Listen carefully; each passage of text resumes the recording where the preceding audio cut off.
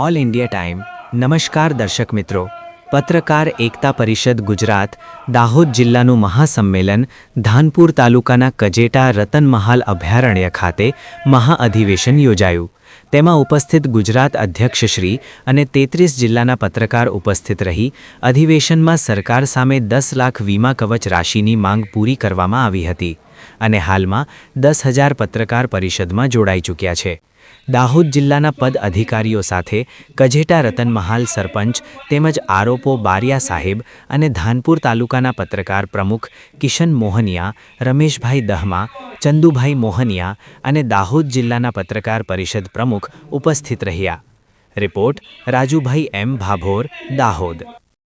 ગમે ત્યાં પકડી પૂરી દેવા, ગમે એવી ખોટી ફરિયાદો કરવી. કેવી ફરિયાદો? દાખલો દઈશ તો તમને શરમ આવશે.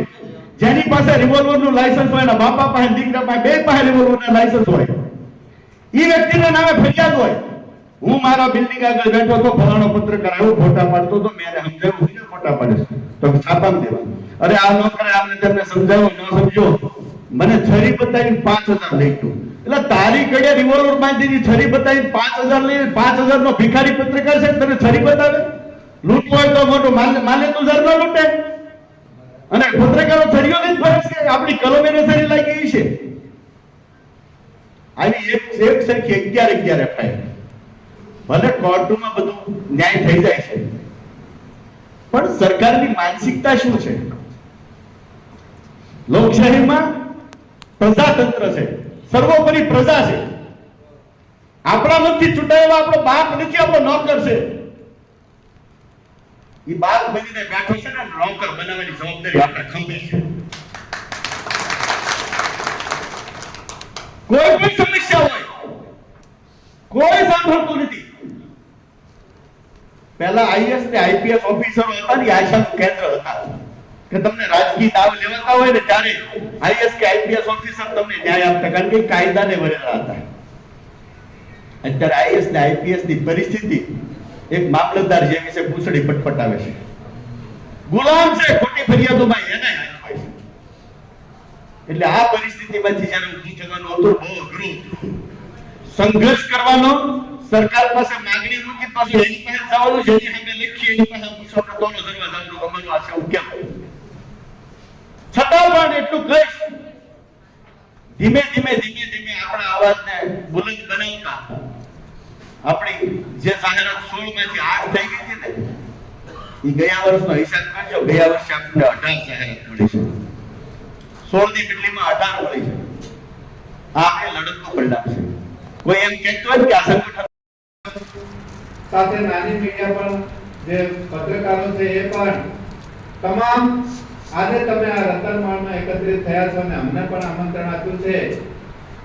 અને મારું માનવું છે ત્યાં સુધી તમે એક આ ચાર જે દેશની જે લોકશાહી છે, આ લોકશાહીમાં ચાર સ્તંભ જે આજે લોકશાહીને ટકાવેલા છે, એવી આપ સૌ નિસ્વાર્થ ભાવે સેવા કરી રહ્યા છે. અને અહીંયા પણ તમે આ સ્થળ પર પોતાનો સમય, કિંમતી સમય કાઢીને આવ્યા છો, એ બદલ આપ સૌનો હું આભાર માનું છું. નમસ્કાર.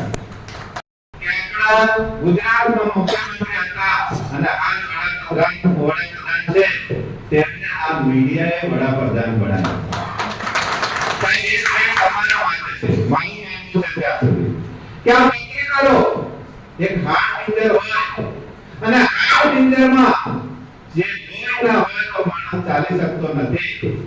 એમ ગુજરાતમાં દેશમાં એક પત્રકાર એટલે કે એક લોહી છે, અને લોહી હોય તો જ માણસનું કે જાનવરનું શરીર મજબૂત હોય.